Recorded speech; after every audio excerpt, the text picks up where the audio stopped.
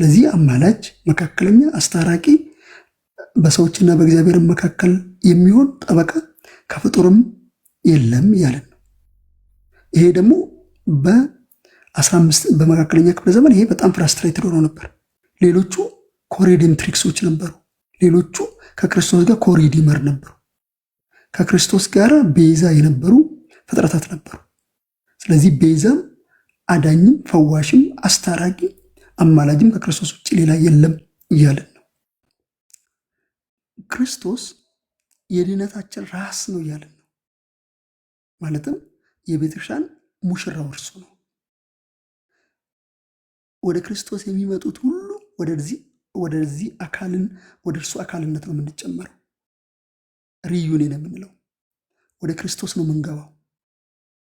እርሱን ነው እንግራፍት የምናደርገው። እርሱን ነው የምንለብሰው። በጽድቅ የለበስነውን ክርስቶስ በእርሱ እንመላለሳለን። እርሱ ራስ ሄዳችን ነው ማለታችን ነው። ስለዚህ ደህንነት ወይም ደግሞ ጽድቅ እስከ መጨረሻ ድረስ እስከ መክበር ድረስ ያለው የክርስቶስ ማንነትና የክርስቶስ ባህሪ ለእኛ ብቸኛ መዳኛችን ነው እያልን ነው። ከክርስቶስ ውጭ ሊቀ ካህን የለንም እያልን ነው። ከክርስቶስ ውጭ ቅድም ያልኳችሁን ሙሉ በሙሉ ቤኔፊት ኦፍ ሪዴምሽንም እግዚአብሔር በቃ እሱ የጥበብና የድህንነት ሁሉ መዝገብ ነው። ከእርሱ ውጭ በምንም መንገድ ሰዎች መዳን አይችሉም። እውነተኛ መንገድ፣ እውነተኛ ጥበብ እና እውነተኛ ራሱ እውነት የሆነ ደግሞ አለ ማለት ነው። በር ነው እርሱ። ወደ አብ ሊያቀርበን የተሻለ ሊቀ ካህን የአዲስ ኪዳን ዋስ ሆኖ የቀረበው እርሱ ነው ያለን ነው። ስለዚህ ድህነት መዳኑ የሚባለው ከክርስቶስ ውጭ በምንም መንገድ ልናስበው አንችልም። ከክርስቶስ ውጭ ድህነት የለም። በክርስቶስ ውስጥ ደህንነት አለ። ክርስቶስ ውስጥ ከገባን በኋላ ደግሞ አጠቃላይ የክርስቶስ የሆነው ነገር ሁሉ የኛ ይሆናል ያልን ነው። ስለዚህ እንደዚህ አይነት አካል እግዚአብሔር በድህነት መንገድ አልሰራልንም። በቅዱሳት መጽሐፍትም አልተገለጠም። በዘመናትም ውስጥም በአባቶችና በቤተክርስቲያንም ውስጥ ኮራፕት እስካልተደረገ ድረስ ይህ ጎስፕል ኮራፕት እስከመሆኑ ድረስ የነበረው ትምህርት ይሄ ነው። ግን በኋላ ላይ ኮራፕት መሆን ሲጀምሩ ታድሷውያን ከክርስቶስ ውጭ እንደዚህ የለም የሚል ሞቶ ወይም ደግሞ አስተምሮ አነሱ ማለት ነው። ስለዚህ ክራይስት አለውን ስንል ምናልባት እነዚህ ነገሮችን እያልን ነው ማለት ነው። ልትጨምር ትችላለህ በደንብ።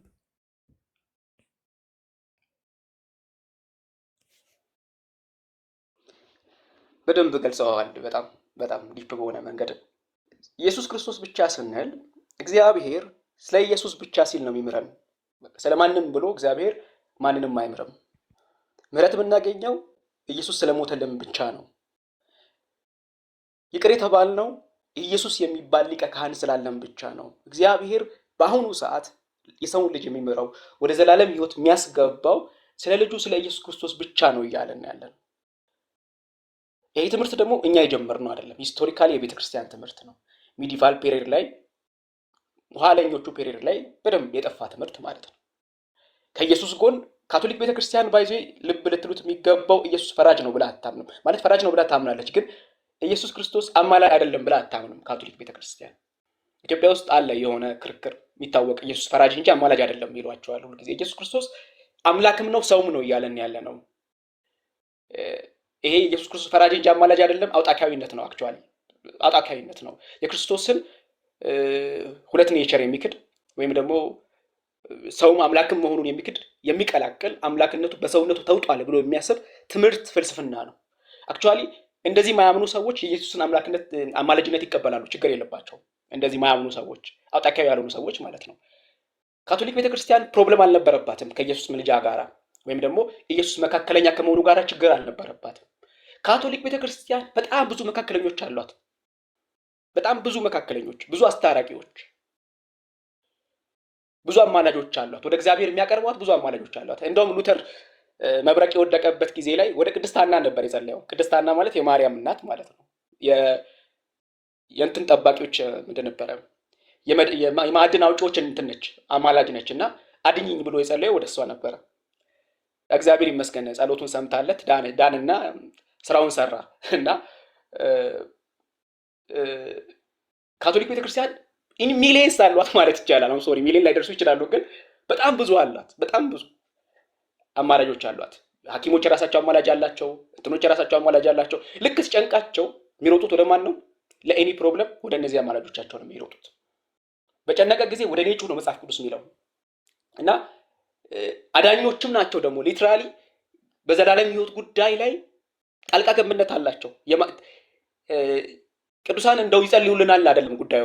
አሁን ቅዱሳን አማላጅ ናቸው ሲባል ቅዱሳን እንደው ይጸልዩልናል አይደለም። ሉትራንም እንዲህ አይነት ትምህርት ስላላቸው ጀነራል በሆነ ነገር ላይ ቅዱሳን ሊጸልዩ ይችላሉ በሰማይ ብሎ ያስባሉ።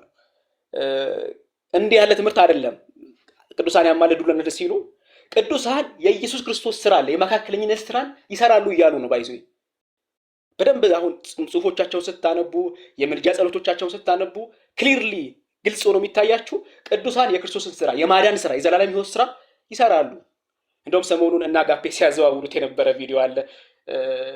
እግዚአብሔርን የካደ ወደ ማርያም ከተጠጋ ምን ይላል? ይድናል ሲሉ ነበር አባ። ይሄ ትምህርት ነው እንግዲህ በካቶሊክ ቤተክርስቲያንም የነበረው። ወደ እግዚአብሔር ወደ ማርያም የተጠጋ ወደ ቅድስት እከሌ የተጠጋ ወደ ቅዱስ እከሌ የተጠጋ ኢየሱስን እንኳን ባይቀበል ያለ ኢየሱስ እንኳን ባይቀበል ሊድን ይችላል አይነት ትምህርት ነበረ። ኢየሱስ ክርስቶስ ከብዙ አማላጆች መካከል ነበረ ለካቶሊክ ቤተክርስቲያን። እዚህ ኢትዮጵያ ውስጥ ደግሞ ምናልባት ከነሱ መካከልም አይደለም። ምናልባት ኢትዮጵያ ውስጥ ክሊር ስላልሆነ የኢትዮጵያ ቤተክርስቲያን ትምህርት በዚህ ጉዳይ ላይ እንዲህ ነው ማለት አልፈልግም እና ከብዙ አማላጆች መካከል እንኳን አይደለም። ለካቶሊክ ከብዙ አማላጆች መካከል ነው። መርጠህ ትወስዳለህ፣ ወደሚያስገቡ ትገባለህ። ግን መጽሐፍ ቅዱስ በእኔ በቀር ወደ አብ የሚመጣ የለም ብሎ ኢየሱስ ክርስቶስ አንዴ ዲክሌር አድርጓል። ከኢየሱስ በስተቀር ወደ አብ መቅረቢያ፣ ወደ አብ መምጫ መንገድ ዝግ ነው፣ የለም። እነኚህ ቅዱሳን ሁሉ በአንዱ መንገድ በኢየሱስ ክርስቶስ ወደ አብ የገቡ ናቸው። እነኚህ ሁሉ በክርስቶስ መካከለኝነት የዳኑ ናቸው። ሁሉ አንድም ቅዱስ የለም። ያለ ኢየሱስ መካከለኝነት የዳነ አንድም ቅዱስ የለም። እነሱ የገቡበት መንገድ ብቻ ነው ደግሞ እኛን የሚያስገባን። ጳውሎስ በግልጽ ተናግረዋል። አንድ መካከለኛ አለን በአብና በእኛ መካከል፣ አንድ ሲንግል፣ እሱም ሰው የሆነው ኢየሱስ ክርስቶስ ነው። እንዴት መካከለኛ ይሆናል ለሚለው ጥያቄ ሰው የሆነው ኢየሱስ ክርስቶስ ነው ብሎ ጳውሎስ መልስ ሰጥቶበታል። አንድ መካከለኛ አለን፣ ሌላ መካከለኛ የለንም። ሁለተኛ ሶስተኛ ብለን አጋዥ መካከለኛ፣ ተባባሪ መካከለኛ የለንም። ያለን አንድ መካከለኛ ነው። ሁለተኛ ነገር ደግሞ ኢየሱስ ራሱ ግልጽ ነው። በእኔ በቀር ወደ አብ የሚመጣ የለም። አለቀ፣ ዘግቶታል። ኢየሱስ ክርስቶስ ወደ እግዚአብሔር ለመቅረብ፣ ወደ ዘላለም ሕይወት ለመቅረብ፣ ከእግዚአብሔር አብ ጋር ኮሚኒኬት ለማድረግ፣ ወደ እግዚአብሔር ለመቅረብ፣ ለመጸለይ ከኢየሱስ በስተቀር መካከለኛ የለንም አንድም። ያለ ኢየሱስ ስም የሚያደርግ ጸሎት የለም። ያለ ኢየሱስ መካከለኝነት የሚቀርብ ጸሎት የለም። ወደ እግዚአብሔር የሚሰማው ጸሎት የለም ያለ ኢየሱስ ስም። የሚመልሰውም ጸሎት የለም ያለ ኢየሱስ ስም። በኢየሱስ ስም ስንጸልይ በነገራችን ላይ ስለ ኢየሱስ ብለህ እግዚአብሔር አድርግልን እያለን ያለ ነው። በኢየሱስ ስም ብለህ ጸሎታችንን ስንቋጭ በኢየሱስ ስም አድርግልን ስንል ስለ ኢየሱስ ብለህ አድርግልን፣ ስለ ልጅ ብለህ አድርግልን፣ ስለኛ ብለህ አይደለም፣ ስለ ልጅ ብለህ አድርግልን እያለን ነው። እና መጽሐፍ ቅዱስ በሁሉም ቦታ ላይ በኢየሱስ ክርስቶስ በኩል ስለ ኢየሱስ በኢየሱስ ስም ይሄን በጣም ይደጋግመዋል። እና ደግሞ እርሱ ብቻውን መሆኑን ይነግረናል። መካከለኝነቱ የብቸኝነት ነው። የሚጋራው ሼር የሚያደርገው አይደለም፣ የብቸኝነቱ ነው። ብቻውን ሰርቶ ያመጣው ነው። እና ኢየሱስ ክርስቶስ መካከለኛ ነው ስንል ኢየሱስ ክርስቶስ ብቸኛ አማላጅ ነው እያለን ነው ክሊርሊ። ቅዱሳን አይጸልዩም? ይጸልያሉ። ቅዱሳን ሊጸልዩ ይችላሉ። ወደ ዘላለም ሕይወት ግን አያስገቡንም። ሊያድኑን ግን አይችሉም። ወደ እነሱ መጸለይ ደግሞ አንችልም። አድነን ብለን የምንጸልየው እግዚአብሔርም ሰውም ወደ ሆነው ሊቀ ካህን ነው። ታደገኝ ማረኝ ብለን የምንጸልየው እግዚአብሔርም ሰውም ወደ ሆነው ሊቀ ካህናችን ነው። አንድ ትልቅ የምስራች አለ። በአብ ቀኝ ሰው ተቀምጧል፣ የሰው ልጅ ተቀምጧል። በአብ ቀኝ የማርያም ልጅ አለ የተቀመጠ፣ ስለ ሰው ልጆች ሁሉ የሚታይ በአብ ቀኝ የሰው ልጅ አለ። ይሄ ትልቅ የምስራች ነው። ባይዞ እግዚአብሔር የሚያየው እግዚአብሔር ስለሱ ሲል ይቅር የሚለው ፍጹም ጻድቅ ቅዱስ ንጹህ የሆነ የሰው ልጅ በአብ ቀኝ አለ። ደግሞ መጽሐፍ ቅዱስ ሲናገር በድካማችን የሚራራ ሊቀ ካህን፣ የሚራራ ምሕረትን ለማድረግ ዝግጁ ሆነ፣ የሚራራ ሰው ሆኖ የተፈተነ የተራበ የተጠማ የሰዎችን ድካም የሚያውቅ የኃጢአተኞች ወዳጅ የሆነ ሊቀ ካህን አለ። ወደ ሌላ እንኳን እንዳንሄድ አይቶ የሚራራ ይቅር የሚል ልቡ የሚራራ እውነተኛ ፍቅር ያለው የሚራራ ሊቀ ካህን አለ። ማናቸው? እንኳን ወደ እግዚአብሔር ወደ ሰይጣንም ቀጥታ መግባት አይቻልም ነው ያሉት የሆኑ ሰውዬ እና በክርስቶስ አማካኝነት ወደ እግዚአብሔር ቀጥታ መግባት ሆኖልናል። በክርስቶስ አማካኝነት ሰው በሆነው አምላክም በሆነው በሊቀ ካህናችን የተነሳ ወደ እግዚአብሔር ለእነሱ እየጸለይኩላቸው ነው ያለሁት። እንዲህ ያለ ጸሎት ሊጸልዩ ይችላሉ በምድር ላይ ላሉ ቅዱሳን። ነገር ግን ኮሚኒኬት አያደርጉም ሰውን ከእግዚአብሔር ጋር። በሰውና በእግዚአብሔር መካከል ቆመው ኮሚኒኬት አያደርጉም። የማስታረቅን ስራ አይሰሩም። ኮሚኒኬት አያደርጉም። ስለነሱ ብሎ እግዚአብሔር የሚያደርገው ምንም ነገር የለም። ስለነሱ ሜሪት ብለው እነሱ ለሰሩት ጽድቅ ብለው። ምክንያቱም የቅዱሳን ምልጃ ዶክትሪን በባህሪው ስለነሱ ሜሪት እግዚአብሔር ይቅር ይልሃል ነው። ስለነሱ ሜሪት እግዚአብሔር እንዲያደርግልሃል ነው። የነሱ ሜሪት ኢየሱስ ራሱ ነው ሲጀመር። ነገር የነሱ ጽድቅ የእግዚአብሔር ጽድቅ ነው፣ ኢየሱስ ነው ሲጀመር ማለት ነው። ስለዚህ እግዚአብሔር ለኔም ሆነ ለነሱ ኢየሱስን ነው የሰጠን። ስለ ኢየሱስ ጽድቅ፣ ስለ ኢየሱስ በጎነት፣ ስለ ኢየሱስ ምሕረት እግዚአብሔር መልካም የሆነውን በጎ የሆነውን ነገር ያደርግልናል። ያዳነን በኢየሱስ ክርስቶስ በኩል ብቻ ነው። የሚያድነን በኢየሱስ ክርስቶስ ብቻ ነው። ጸሎታችን የሚሰማው በኢየሱስ ክርስቶስ ብቻ ነው። ወደሱ ምንም ነገር ከቤተ ክርስቲያን የሚያደርገው በኢየሱስ ክርስቶስ ብቻ ነው። እና አንድ የካቶሊክ ቴዎሎጂያን ነበረ፣ ማርያም አንገት ነች፣ ኢየሱስ ክርስቶስ ራስ ነው ያለ። ያለ እሷ አያደርግም ጸሎት ያለ። ጸሎት የሚያደርገው በኢየሱስ ክርስቶስ በኩል ብቻ ነው። ጸሎት አሳዳጊ መልአክ የለንም። ጸሎት አሳዳጊ ቅዱስ የለንም። ስለሱ ብሎ እግዚአብሔር የሚምረን ቅዱስ የለንም። ሁሉም የተማሩት ስለ ኢየሱስ ስለሆነ፣ ሁሉም ይቅርታን ያገኙት ስለ ኢየሱስ ስለሆነ እና ቅዱስ የሚያደርገን ራሱ ኢየሱስ ስለሆነ ያለ ኢየሱስ ወደ እግዚአብሔር መግባት፣ ያለ ኢየሱስ መዳን የለም። መጽሐፍ ቅዱሳዊ ማስረጃ፣ ግልጽ መጽሐፍ ቅዱሳዊ ማስረጃ የለም። ባይዙ ምናልባት የሚጠቀሰው ገብርኤል የሆነ ፓርት ላይ ኢንተርሲድ አድርጓል ለእስራኤል። ያ ማሻማት ነው፣ የኢየሱስን መካከለኝነት ማሻማት ነው ትልቁ ስራ። መጥፎነቱ ያ ነው። ባይዙ በቃ እንዲህ ጠቅላላ አድርገው አግበስብሰው ቅዱሳን ምልጃ ላይ ቲክ ቪዲዮ ሰርቻለሁ፣ እሱን ገብታችሁ ይዩት። አግበስብሰው እንደሚናገሩት አይደለም፣ ያግበሰብሱታል የአቃቤ እምነቶቻቸው። እኔ እኮ ጓደኛዬን ጸልይልኝ እንደምለው ምናምን አይደለም፣ እንደሱ አይደለም። ኢየሱስ ይማልድልኛል እንደምንለው ይማልዳል ነው የምትሏቸው። አለቀ። ክሊር እውነታው ያ ነው። መሬት ላይ ያለው ቴዎሎጂ ያ ነው። የእነሱ ሜሪት ይቆጠርልኛል እያሉ ነው። መሰረታዊ ቴዎሎጂ ያ ነው። ጓደኛዬን ጸልይልኝ እንደሚሉት አይደለም ጸልይልኝ የሚሉት። ያ ትልቅ ውሸት ነው፣ ትልቅ ውሸት። እንደዛ አይደለም። እና እኛ እውነተኛ አስታራቂ፣ እውነተኛ በአብ ፊት የሚታይ ጌታ ኢየሱስ ክርስቶስ ብቻ ነው። እና ይሄን ነው የምንለው። አሁን ወደ መጽሐፍ ቅዱስ ብቻ እንሻገር ወይስ አይ ቲንክ ሰዓታችንን በጣም ስለሄደ የተወሰነ መጽሐፍ ቅዱስ ብቻና ክብር ለእግዚአብሔር ብቻ የሚለውን ተመልክተን ወይም ቀጣዩ ላይ እንቀጥላለን። አሁን ጥያቄ ምናምን ያለ ሰው ይግባና አንድ ሁለት ጥያቄ ተቀብለን እንጨርስ። አዎ ቀጣዩ የዛሬ ሳምንት ነው፣ ኦክቶበር 31 ዛሬ ኦክቶበር 24 ነው አይደለም? 31 መቼ ነው የሚሆነው? የዛሬ ሳምንት መሰለኝ። ዛሬ 24 ነው መሰለኝ የዛሬ ሳምንት። ስለዚህ አርብ ነው 31። ስለዚህ በ31 ላይ ደግሞ ስለዚህ ሪፎርሜሽን ዴይን እናክብራለን። እናከብራለን። አዎ ሶስተኛ ጊዜያችን ቀማ ምናምን ይዛችሁ እንጂ እናበራለን። ድምጼ ግን ይሰማችኋል ጋይስ? እኔ በደንብ ሰው ነው እንዳረብሽ ብዬ ቀስ ብዬ እያወራኝ ስለሆነ እንደ ግራሻ እየጮኩ በሰብክ ጥሩ ነበር። ጥሩ መድረክ እኮ ነው የቀረክ።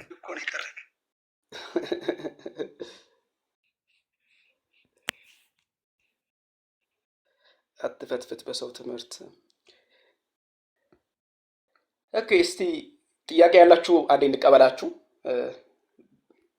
ጥያቄ ያላችሁ እንቀበላችሁ።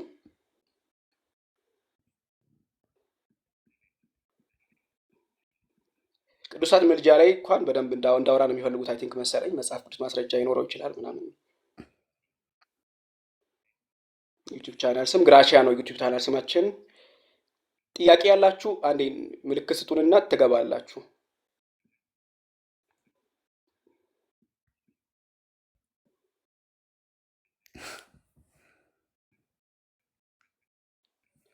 አካል ስለሆኑ ሊጸልዩልን ይችላሉ የሚለው እኮ ዲፊኔሽን አይገናኝም ምልጃ ከሚለው ዲፊኔሽን ጋር በጣም የተለያዩ ናቸው። ባይዘ ኦኬ እምነት የፈጠረልን ያላችሁትን እንትን እናስገባው እስኪ ወይስ እዚሁ ችግር ላይ የለም። መለስ? እምነት ፈጠረልን ማለት ምን ማለት ነው? መግባት ካለበት መግባት ይችላል። እሺ እንግዲህ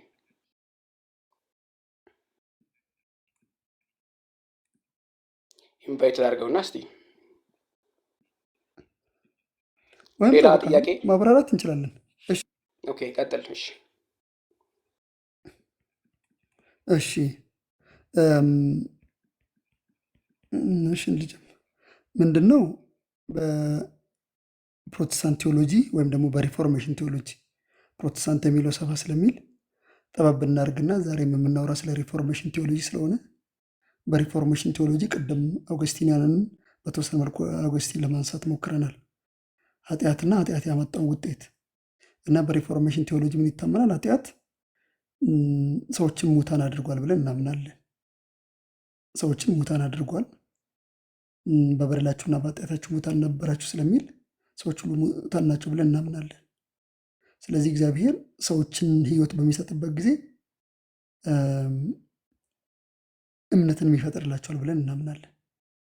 ይህ እምነት በሶስት መንገድ ሊፈጠር ይችላል፣ ወይም ሁለት ልንለው እንችላለን። በመንፈስ ቅዱስ አማካኝነት በእግዚአብሔር ቃልና በምስጢራት በኩል ይፈጠራሉ።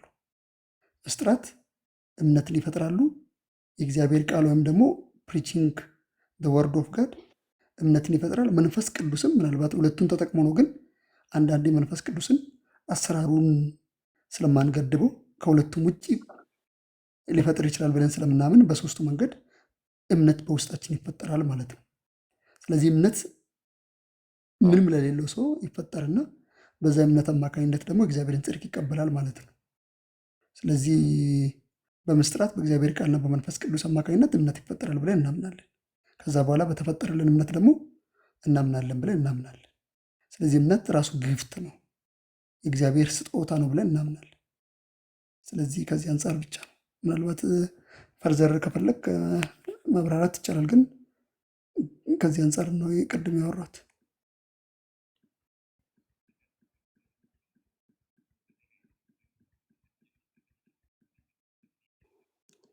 የሆነ ጥቅስ ጥያቄም ድጋሚ ያለ እምነት በእድሜ ገደብ አለው ወይ ምናምን ለሚለው ነው። ያው እኔ በሕፃናት ጥምቀት ስለማምን ገደብ የለውም አይደል? ምናልባት ሁለት አይነት አለ በሪፎርሜሽን ቴዎሎጂ። ምናልባት ቱ ዘ ዲቴል ከገባን በሉተራን ቴዎሎጂ ለሕፃናትም እምነት ይፈጠራል ተብሎ ይታመናል። በእኛ ሞር ስቲል እዛ አንገድብም፣ ግን ሞር በሪፎርምድ ቴዎሎጂ ሰዎች አድጎ ነገሮች ምናምን በሚያደርጉበት ጊዜ ቀድሞ ጥምቀት የሕፃናት ጥምቀት እናምናለን፣ ግን የሕፃናት ጥምቀት እምነቱን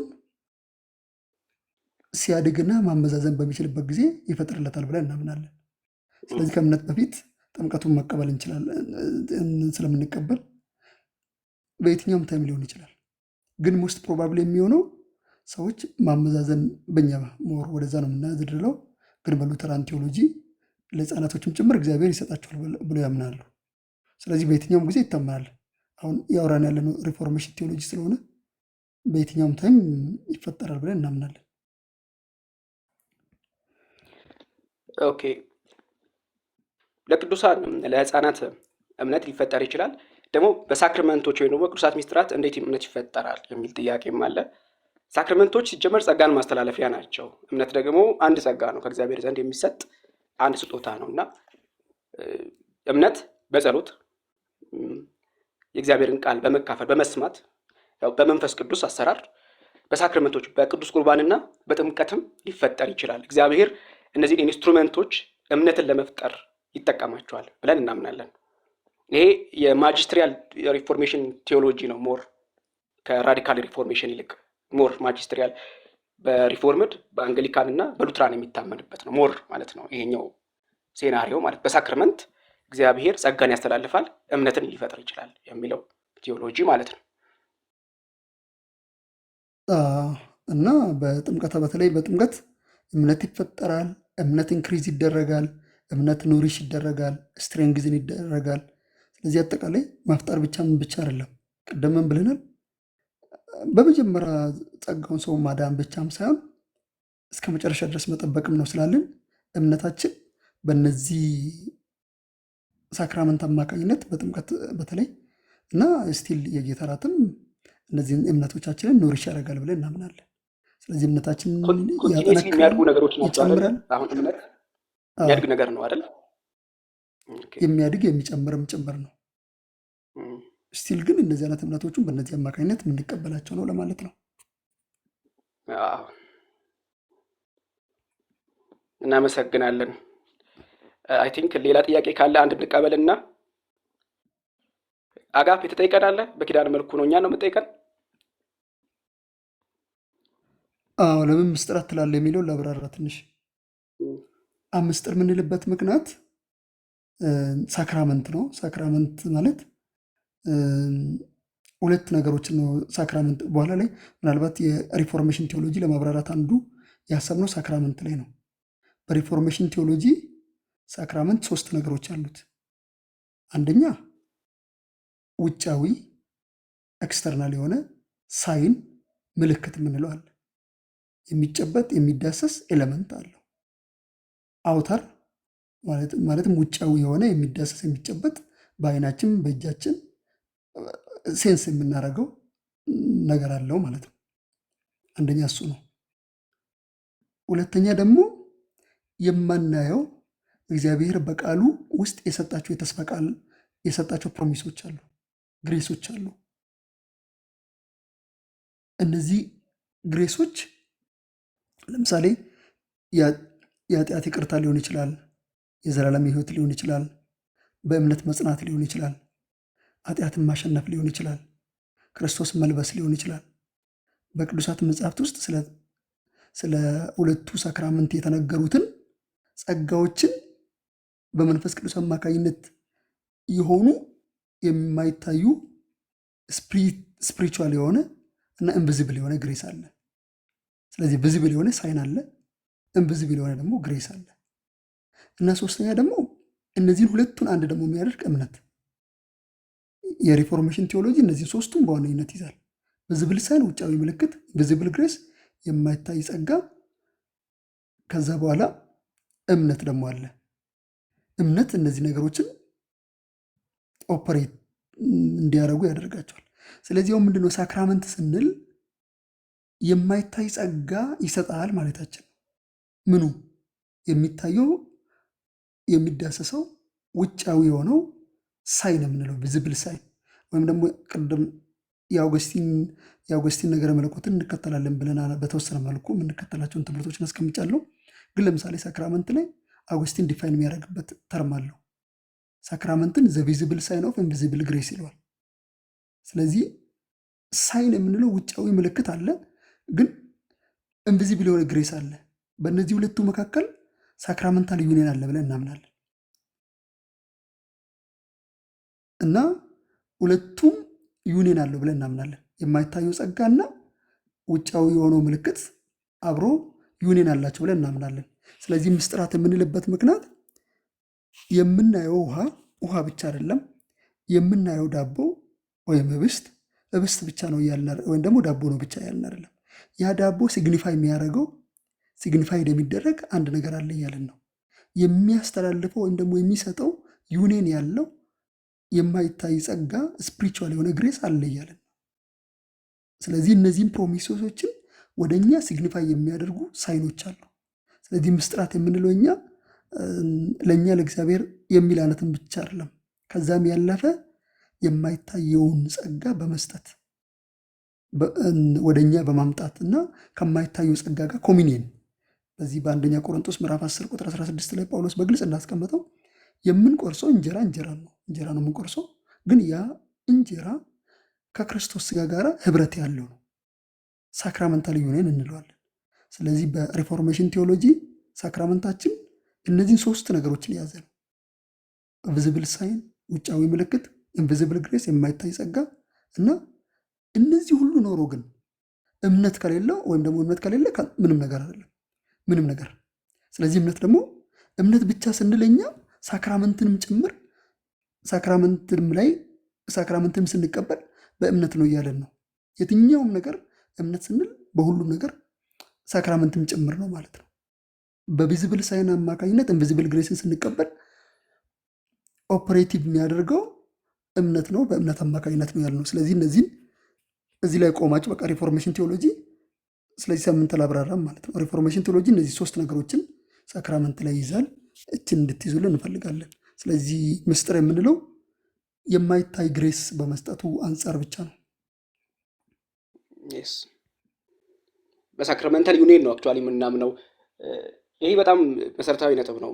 ሳክራመንታል ዩኒየን ማለት ሳክራመንቶቹ በራሳቸው አሁን ለምሳሌ ህብስቱ ስጋ ይሆናል እያለን አይደለም፣ ልክ ካቶሊኮች እንደሚሉት ወይም ይለወጣል እያለን አይደለም።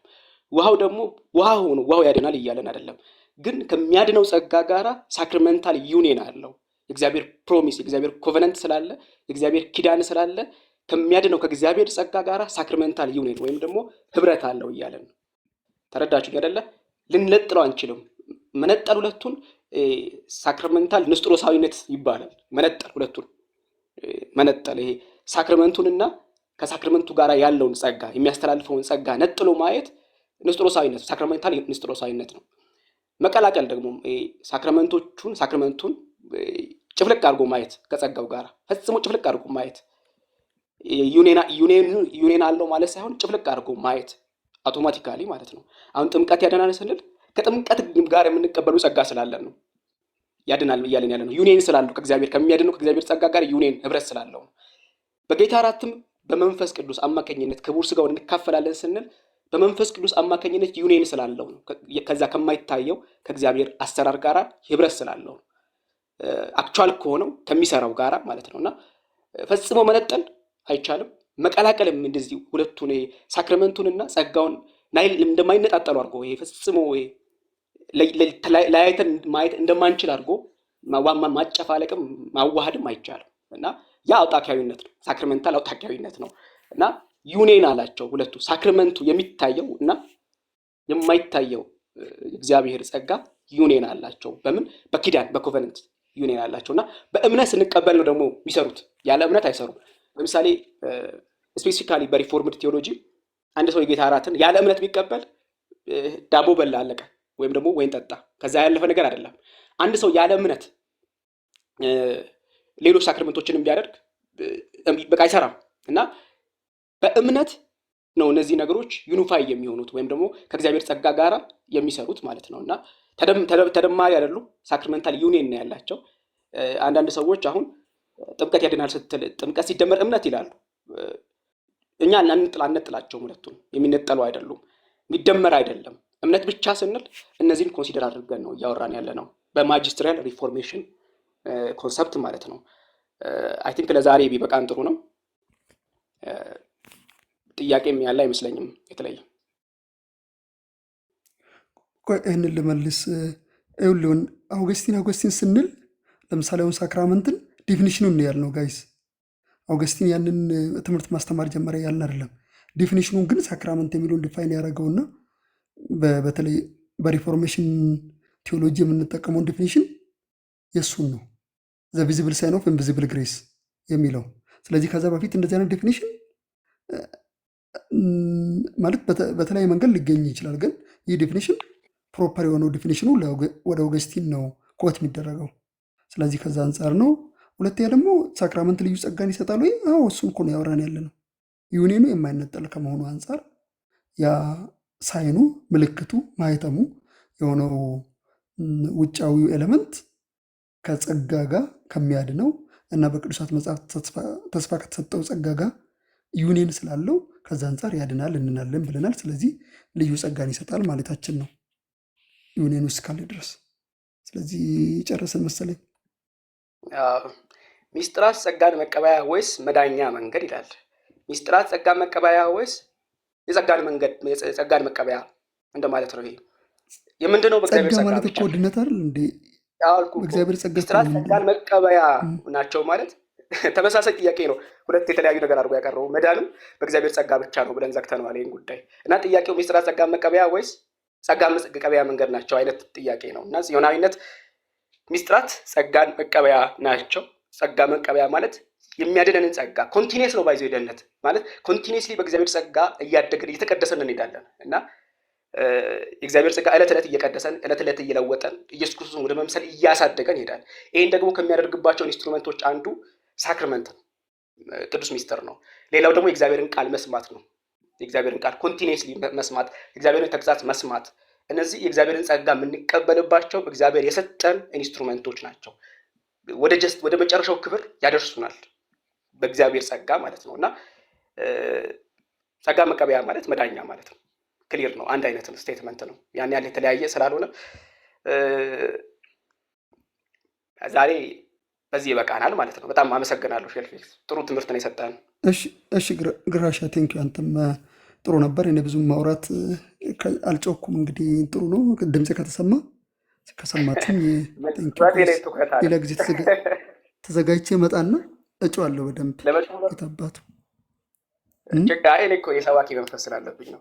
ጸጋ ስጦታ ልዩ ልዩ ነው። አስቀናኝ እኮ አንተ። አደባባይ ላይ ወጥተን እንጮሃለን። እሺ እንደዛ እናደርጋለን። ቴንኪው። ሳምንት እንገናኛለን ጋይዝ። እግዚአብሔር ይባርካችሁ ስለመጣችሁ እናመሰግናለን። ደህና ሁኑ።